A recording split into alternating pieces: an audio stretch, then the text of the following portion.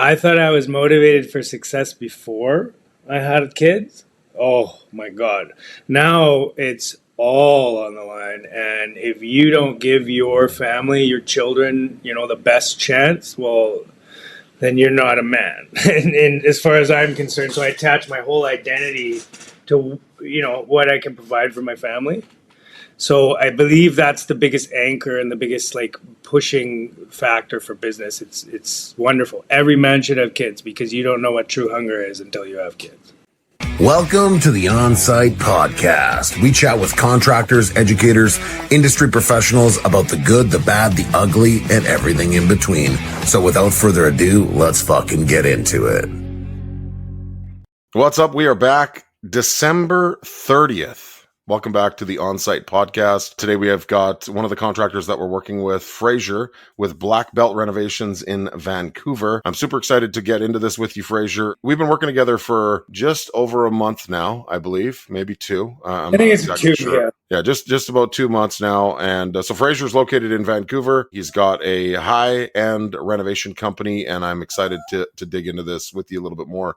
Fraser, tell us about who you are, where you're from, what you do. Okay, my name's Fraser Dodich. I was born and raised in Prince George and moved down to Vancouver when I was, 10 years old. I've been here ever since. I started in the trades at 14 years old. So I started riding my bike to construction sites in the summer, concrete forms at 14 years old, and I've been doing it ever since. 29 years.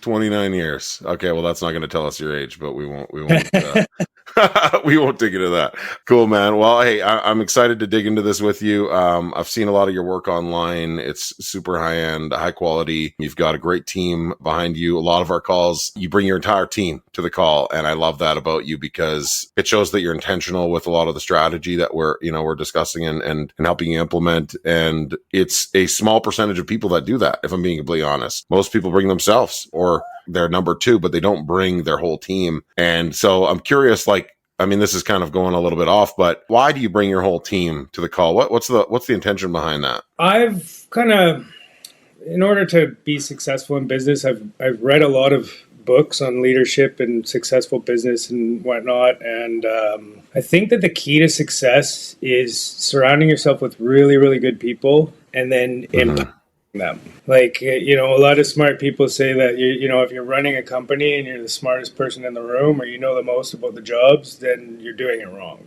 So for me, it's just about them being a part of everything. And if they're there, then they're immersed in it fully and they feel like it's theirs as well. I don't want them to feel like this is my company and I'm telling them what to do. Right. I want I feel like this is our company and we're building something together. Right. Giving them that ownership vibe. So they kind of, are more involved. And I mean, it's working because a lot of the calls that we run together, super intentional. They're strategic and, I give you guys a lot of shit to do on our calls and you guys do a large portion of it. And in most cases, people can't do that much because they don't have a large team of people. And it's not even that you have a huge team. It's that your team is intentional in their direction and in their part with your business. So I love that about you. I think that's really awesome. And I think that's why, you're moving in the direction that you're moving in. So tell us a little bit about Black Belt Renovations. How was it founded? What's the story behind the company? Classic story. I'm sure a lot of, guys who've struck out on their own, they have the exact same story. Basically, I framed houses in the framing boom, and then I did concrete in the concrete boom. And then I said, I don't want to work in the rain and cold anymore. This sucks. I'm going to go do renovation. Ended up working for a couple reno companies, and again, here's the classic part. I'm sure a lot of guys can relate to it. I was going to work every day thinking, I know way more than these guys, and I'm way better than this guy who owned the company. And so I just saw him making a bunch of money off me, and then I was like, whoa, I can do this on my own, no problem. And then, I made the jump and enter 5 years of trudging through shit like everyone else. When was that? When did you do that? When did you go on your own? I want to say I was 28 years old. So about 15 years ago. Okay. Hell yeah. Yeah. It was a woman too. I met my wife and I realized, I got to be a way better man for this woman. So that was a lot. That was a lot to do with it. Yeah, it pushed you. It pushed you definitely to provide from a different perspective. It's as a man, I think when you're a provider and you see your worth being misutilized, it really, like, a true man stands up for the battle. You know what I mean? Like, when you're working for somebody else and they're not empowering you like you are for your team, to make them feel like they're a part of something, to make them not want to look for other opportunities. So I think, one of the biggest things for a man that understands his worth, when he's working alongside an existing business owner, right? He's doing all the work, making the business all the money. And you get to a point in that process where you're just like, well, fuck, I can literally do what this guy's doing. But you don't see all the other things that he's doing in the back end. And I think that that's the biggest element that most people overlook in the whole business development process. But strong values will carry you through some hard shit, and then determination will also help you through some of that stuff. I think also having a family and people that you have to be accountable to also will carry you through some of that shit. So 15 years ago, founded Black Belt Renovations, located in Vancouver. And what areas of Vancouver do you service specifically? To be honest, I always say we go wherever the money is. So whatever makes the most sense. Obviously, the more bridges, the farther we have to go. We're located in Maple Ridge. That cost does get rolled into the job. Like if we get a job out in West Van or UBC, but we find ourselves working everywhere. To be honest, it's a lot of North Van and Vancouver. Mm-hmm. So maybe not even where the money is, where the ideal client would be, because... Yeah, being facetious, follow the money, but the ideal client is the one that will have the money that is, ultimately going to take care of those larger, more exciting projects. Because again, as you grow in business, you want better challenges. Your team wants challenges. You don't want to do the same shit each and every day. You want to find those opportunities. And that's part of, I think, what makes you unique and your business special. And, over the time that we've been able to work together, I can see clearly that you're built for some really unique, creative opportunities. And so I know something will come very significant for you in 2026. And I'm excited for you about that because you and your team are built for that. So that's awesome. So 15 years in the business, in the renovation industry. I'm sure there are some great stories that you've, been able to experience throughout that process. Asked you that earlier on, so I'm curious if you were able to kind of think about,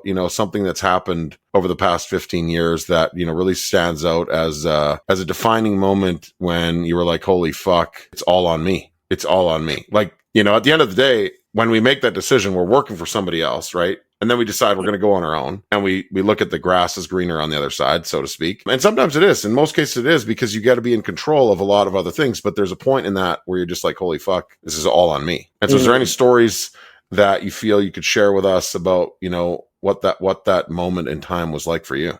Well, I mean, I've always known it sort of was all on me. Being the tip of the spear is really, really hard. I would say probably the biggest defining moment for myself as a leader in the last 15 years, I had a full-blown clinical nervous breakdown about 3.5 years ago. It lasted a year. I didn't sleep more than 2 hours a night for about a year.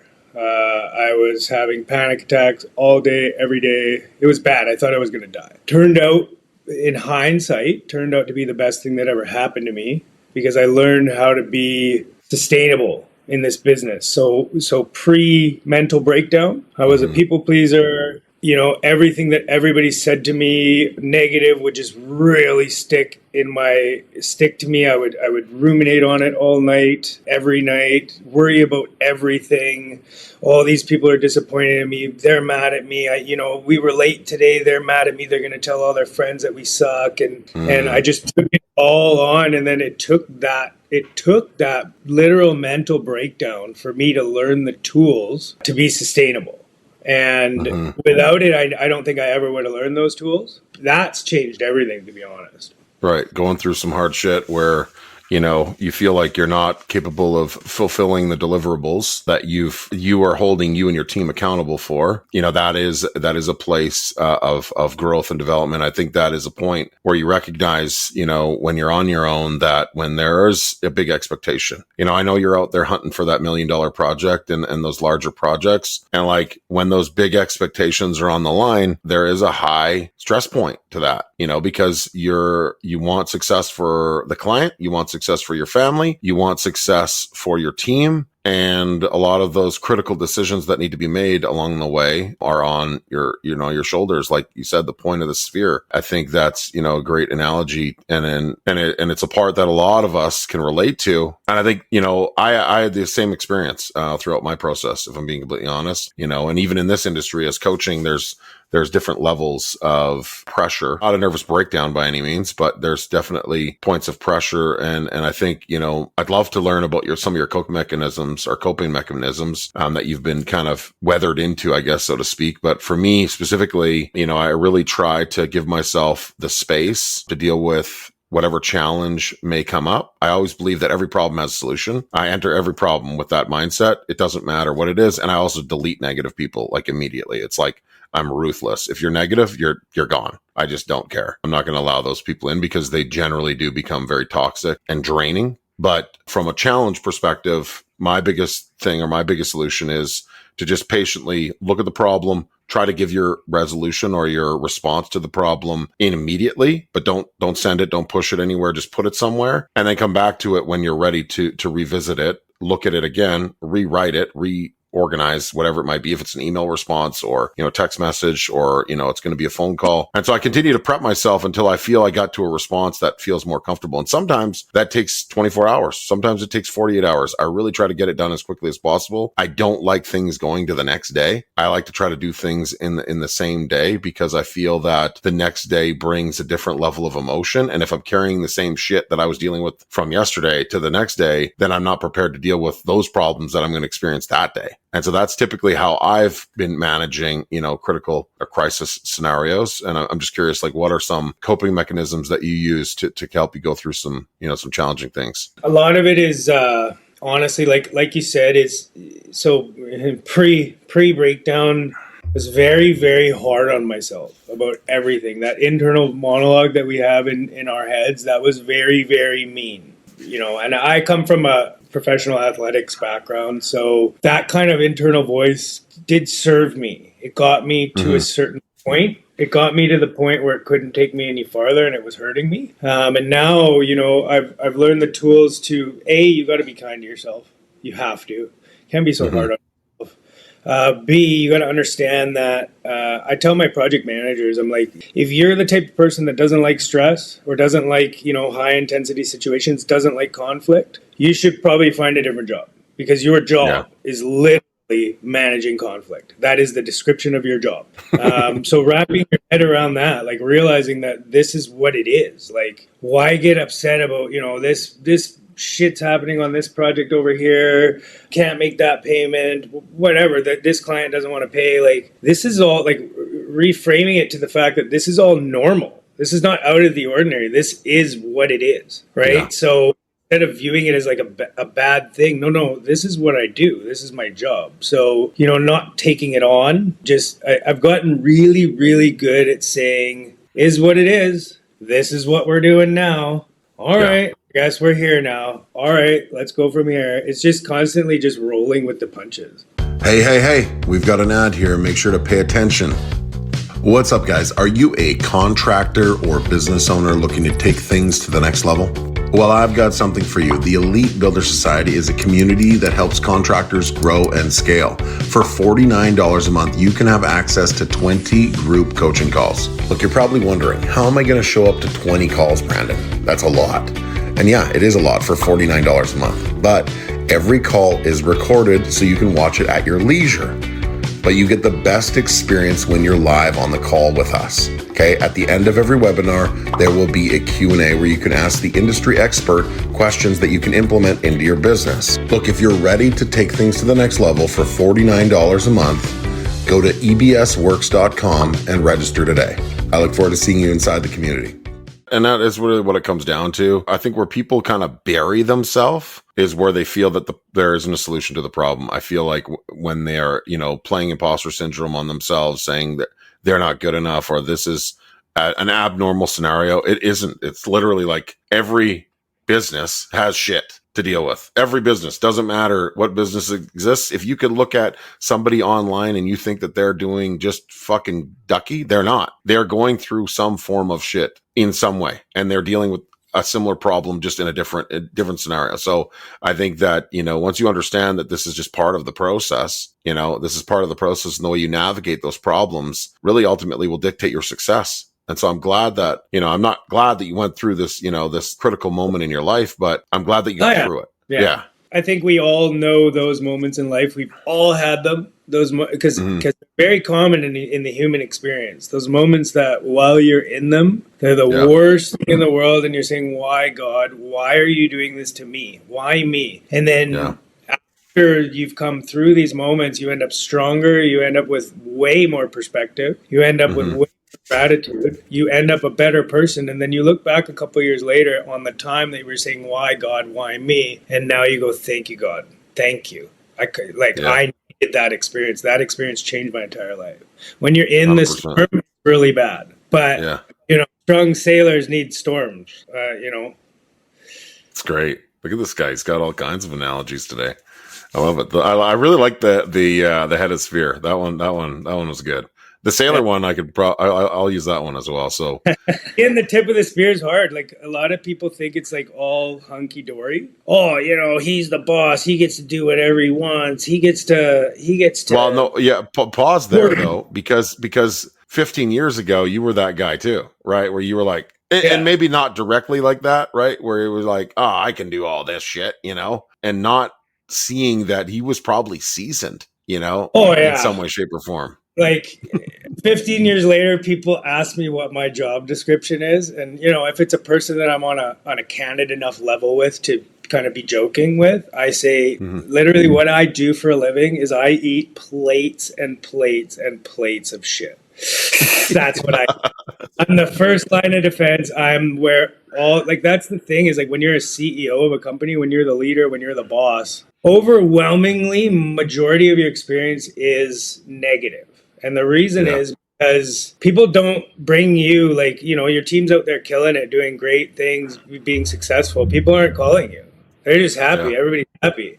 Only things that come across my desk are the shit, that major problems that need to be solved. So you kind of get this skewed perspective. Like you think everything's going wrong in your business, but it's not the case. The fact is you're just getting all the problems because that's your job. No, exactly. And that's one of the reasons why we do the weekly check-in in the community is because we very rarely brag about the good shit that's going on. We very rarely recognize the good shit. And sometimes that good shit that you're experiencing or that other people might be experiencing is just enough fuel to give the other guy the motivation to get through the shit that he's going through, because we're all dealing with shit in some way, shape, or form, and if everybody just posted about all the shit that they're going through, well, then it would just feel like you're in a funnel of negativity, which social media can be, unfortunately diluted with negativity. And so that's why, we try to create that perspective of the weekly check-ins where we give people that opportunity to just brag about themselves, just brag, because if we don't brag about what we're doing, then it doesn't give, the other people the motivation that they need. All right. Enough about that shit. That's actually hard for me. Your weekly check-in is hard for me because it's to your point, like as all high achieving people, like that I know anyways, I'm really guilty for it. I never ever stop to celebrate a win. So I will hit the top of a mountain. I'll go, this is nice. Okay, there's the next mountain. And it's just always climbing, and it's never stopping to celebrate a win. And so actually going on to your weekly check-in and talking about the awesome things that happened and whatnot is actually challenging because I've never done it. Yeah, well, I mean, it's really healthy for you to do. One my good friend, he was actually just on the podcast a couple of weeks ago, Justin.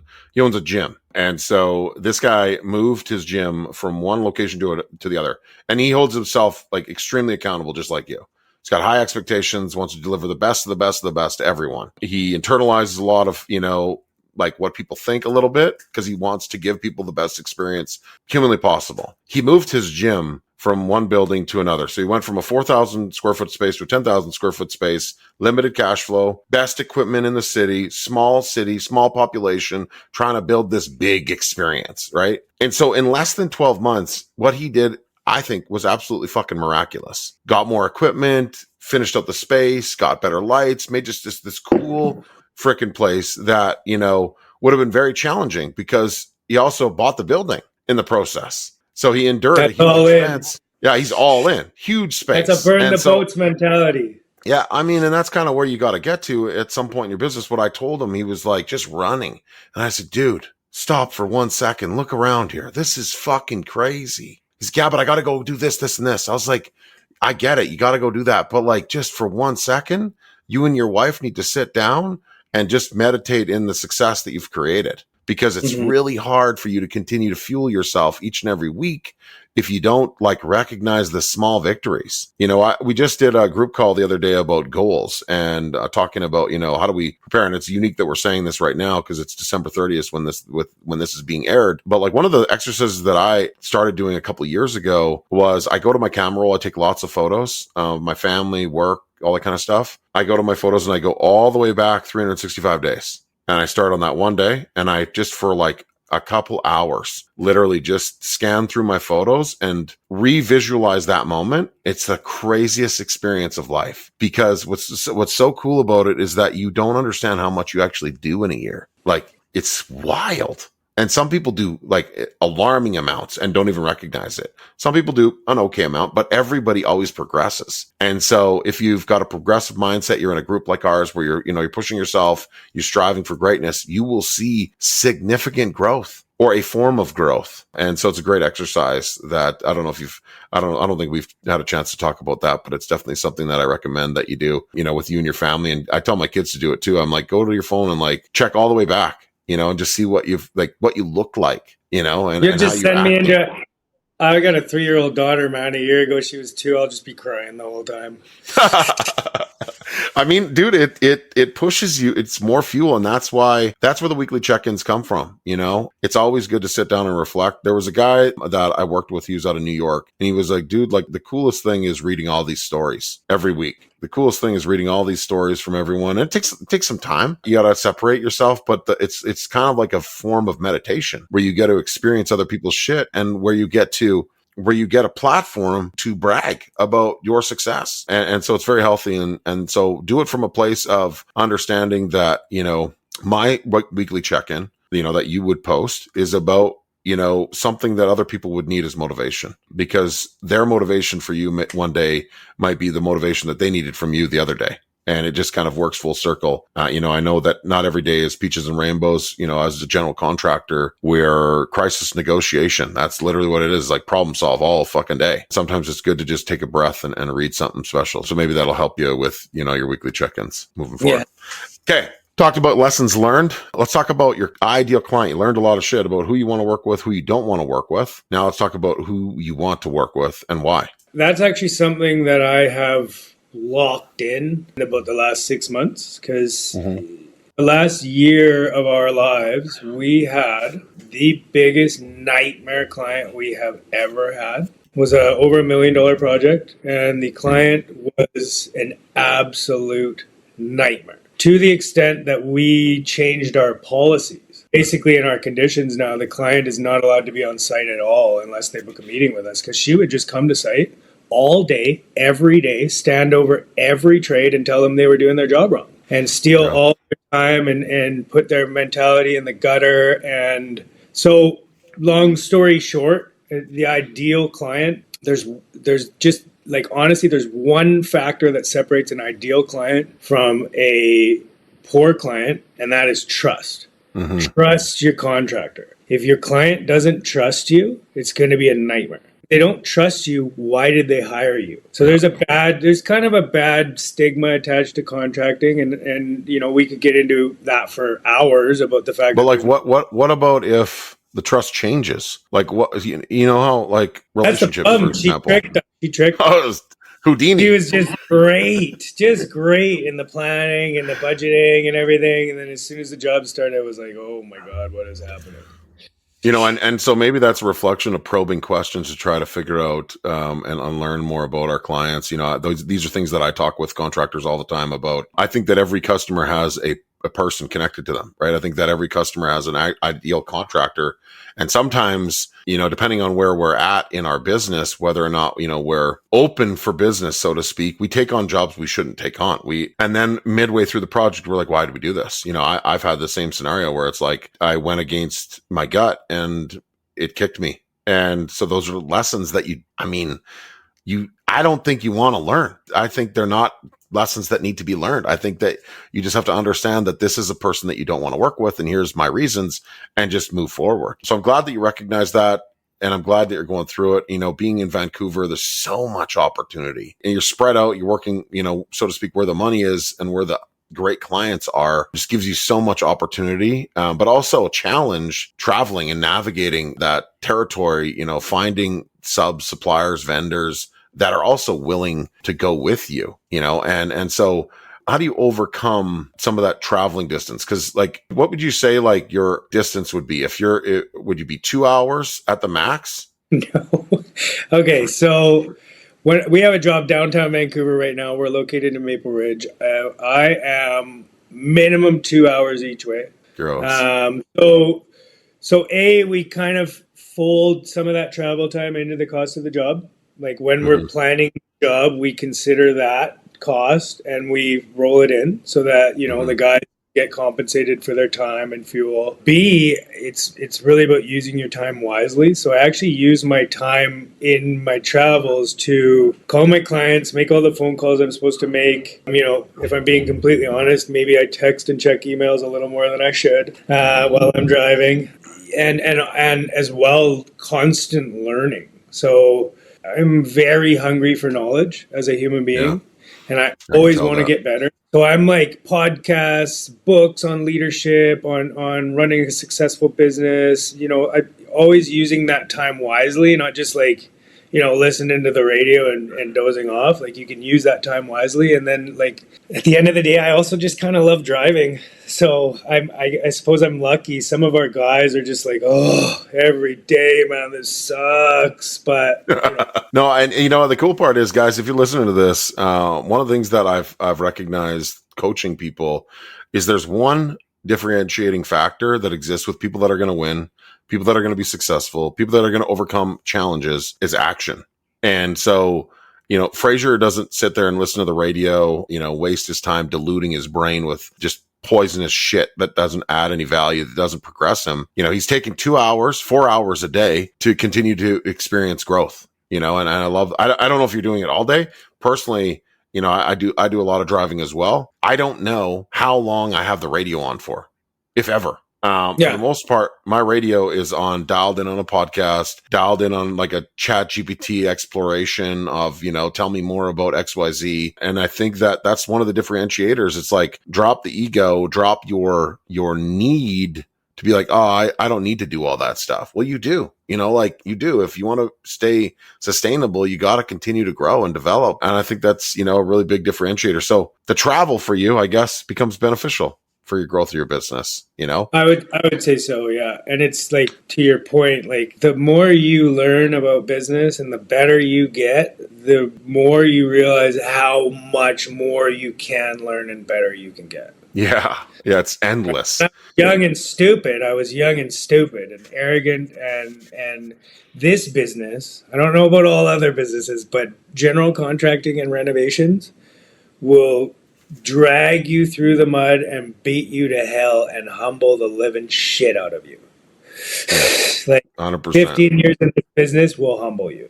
Yeah. Well, and it will, especially if, you're not doing some of those things. I love that you're in this next season of business. We started working together a couple months ago, and you're in this next season of business. I can see you're like a sponge. I will come up with the craziest strategies, and you're just yeah, let's do it. And not a lot of people are willing. They don't have the balls to take action on, big opportunity. And so it's exciting working with you, and I'm excited for your future. What's up, guys? I hope you're enjoying this episode of the Onsite podcast. So here's the deal. We want to grow this show, and we need your help. It's simple. Pay the tax, share the show. That's it. Let's get back into it. So I want to dig in a little bit more about, what is one of the hardest things that you think runs within running a renovation company? Honestly, I don't think it's just the renovation company. I think a lot of businesses would agree. The hardest thing about business and the limiting factor 100% of the time is people. Your trades, how they behave, how they show up. It's taken me a decade to find a good trade in each sort of category. And I still don't have a few. Like it's tough out there. So also the clients, it's just the hardest thing is dealing with all the personalities and what people don't talk. Like when you're in people's homes, that is very, very personal. So people react differently, and it can be really great, and sometimes it can be really taxing. So always the people. Yeah, I mean that's a great point. In dealing with the different personalities that exist across the board is a part of this this industry. And because you're dealing with so many different people, like now that I'm in the coaching space and I deal with so many different contractors, they all have a person, like they all have a person that can solve a problem. And so they're building all these relationships each and every day. And they're fostering all of these relationships each and every day with their clients, with their subs, with their suppliers, with their vendors. And that is a lot to maintain. It's like you have hundreds of micro little relationships all over the place that you're trying to manage, maintain, and it's all around people's personalities. You're having to change. You have to be a bit of a chameleon when you approach some of these people because like they all, some might be conservative, some might be liberal, or whatever is going on, and you're trying to approach them all with kind of a neutral boundary where you give them a platform to speak comfortably, and then you can find a way to kind of get what you need out of them, because that is truly the only way to really move things forward is when you can comfortably have that conversation with people and really get a little bit more personal with them. So, I would agree that is probably one of the most challenging things in this industry. So I want to dig into this a little bit more. So you're a husband, a father. Tell us about your family a little bit. Well, I mean, I live to serve two women. So my wife is the greatest. I can't say enough good about her. She changed me. Like I said, my wife is traditionally beautiful. Like anybody who knows my wife, say, oh my God, she's so beautiful. And so when I met her, when I was, she was 25, I think. So like right at the peak. Oh, she was like a 27 out of 10. And so when I originally hooked up with my wife, I was a bum. I was a MMA fighter. I spent 5 hours a day in the gym, and I sold dime bags to my friends for extra money. And I realized I'm gonna have to become more to keep this woman. Like I want to be a better man for this woman, because I'm not gonna be able to keep her if I keep this shit up. Yeah, so I mean, my wife again catalyzed my success. I would not be where I am without her. Absolutely not. And then, I didn't even think I wanted to have kids. And my wife really did. And, when I was 37, I said, oh, okay, let's do it. And it turns out it's true what they say, like that changes everything. And I thought I was motivated for success before I had kids. Oh my God. Now it's all on the line, and if you don't give your family, your children, the best chance, well, then you're not a man. and as far as I'm concerned, so I attach my whole identity to what I can provide for my family.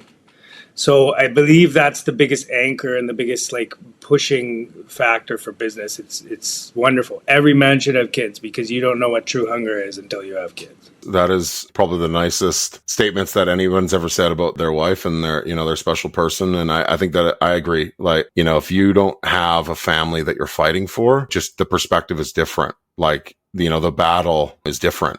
And so, I love that you are anchored to that. And I think that, she'll really love hearing what you had to say about her on this episode. So Fraser, getting close to the end of this episode, tell us a little bit more, is there anything else you want to share, about what the coaching has been like? Anything that you want to share with the listeners today? Yeah. So let's talk about the coaching. I have been trying to expand my business I've tried probably 4 times, real good effort. Let's take on more business. Let's hire more people. Let's, get bigger. And I've fallen on my face every single time. I think, and then finally, you know, my accountant, Josh, who you work with as well, he actually recommended, what's his name? Dan Martel. because he's working with him. And I watched Dan Martell's stuff. I said, well, that's, you know, he's great and stuff, but he's not specific to trades and construction. You know, he doesn't understand. He's like, you know, post 7 times a day and this and that. And it's like, man, like, it's not like that. Like, you're a social media guy. So, you know, he introduced me to you. And I think that, you know, this time I'm kind of like, burn the boats. Let's go all in. Like, as you know, I'm willing to spend money and spend money to make money and whatnot. I feel pretty confident that, you know, with your help and your guidance, that I'm going to be successful this time with the expansion. So it's basically like, if you want to go far or you want to go fast, go alone. If you want to go far, go together. So now having your guidance, I feel very optimistic because this is what you do.